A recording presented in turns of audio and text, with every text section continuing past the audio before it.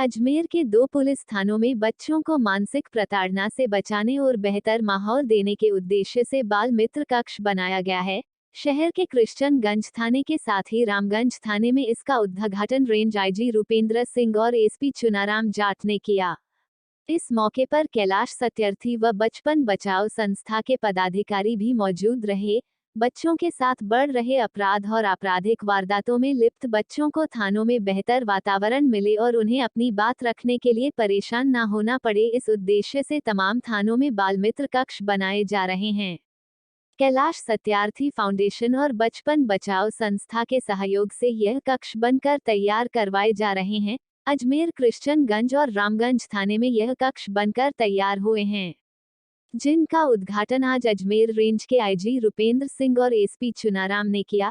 इस मौके पर समारोह का भी आयोजन किया गया और उन्होंने कक्ष का अवलोकन करते हुए मीडिया से बातचीत भी की। आईजी रूपेंद्र सिंह ने बताया कि बढ़ती बाल अपराध और बच्चों पर हो रहे अत्याचार के साथ ही भिक्षावृत्ति, बाल अपचारी, बाल श्रम और आपराधिक वारदातों में लिप्त बच्चों को कई बार थानों में आने की आवश्यकता पड़ती है।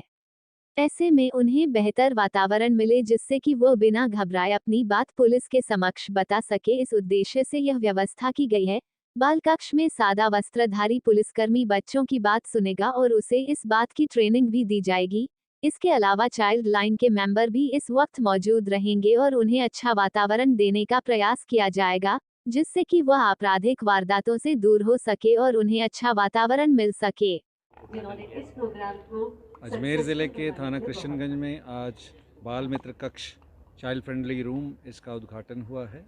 ये जो जेजे एक्ट के तहत जो प्रावधान है उसको मीट करने के लिए बनाया गया है। बड़ा ही कलरफुल रूम है, जैसे बच्चों के स्कूल में या बच्चों के किसी इंस्टीट्यूट में होता है। और इसका पर्पज़ है कि जो हमारे कानून में प्रावधान है कि बच्चे जब किसी कारणवश किसी कानून पेचीदगी में आते हैं, उनको थाने आना पड़ता है, तो उनसे जो पुलिस की पूछताछ है, उनसे लीगल कार्रवाई है, वो ऐसे माहौल में की जाए जिससे उसकी मानसिकता पे कोई दुष्प्रभाव नहीं आए। तो उसके लिए जहाँ पुलिस अधिकारी उन प्रावधानों का पालन करता है, उसके लिए एक ऐसा माहौल तैयार किया गया है, उसका बैठने का, उसका कमरा, उसका रुकने का, और आसपास जो उसकी दीवारों पे चित्र हैं या चार्ट्स हैं या उसकी एक्टिविटीज़ हैं, जब वो फ्री बैठे तो कुछ काम कर सके, तो ऐसा एक माहौल तैयार किया गया है। तो इसमें बचपन बचाओ आंदोलन, कैलाश सत्यार्थी फाउंडेशन, CWC अजमेर और किन्हीं NGOs सबका योगदान रहा है। हम सबके आभारी हैं।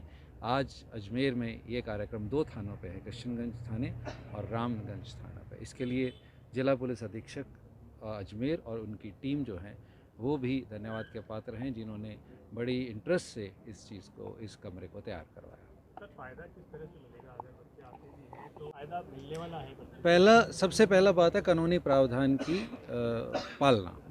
जो जेजे एक्ट में प्रावधान है वो है कि ऐसा एक माहौल हो जहाँ बच्चे को एक, क्योंकि थाना वो जगह है जहाँ बहुत सारे क्रिमिनल्स भी आते हैं, सारी कार्रवाई उनके खिलाफ होती है, तो बच्चे जो छोटी उम्र का है उसकी मानसिकता पर उस समय ये प्रभाव नहीं पड़े, उसको उस माहौल से थोड़ा दूर रखा जाए, तो एक ऐसे कक्ष का निर्माण किया है। दूसरा, जो जेजे एक्ट के खुद के प्रावधान है उसमें है कि पुलिसकर्मी उससे वर्दी में नहीं बात करता है, और ताकि उसके मानसिकता में ये रहे कि अगर उससे अपराध हुआ है किसी, इसलिए हम उसको अपराधी नहीं कहते, दूसरे को अपराधी, इसको हम बाल अपचारी कहते हैं या विधि के विरुद्ध संघर्षरत बाल कहते हैं।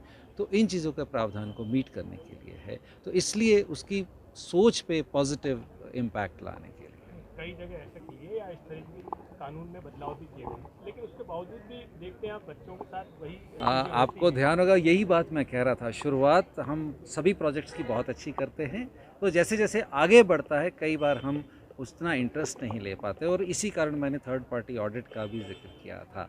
तो उसका पर्पज़ यही है कि समय के साथ ढिलाई नहीं आए, हम उसको कैजुअली नहीं लें और उसका सदुपयोग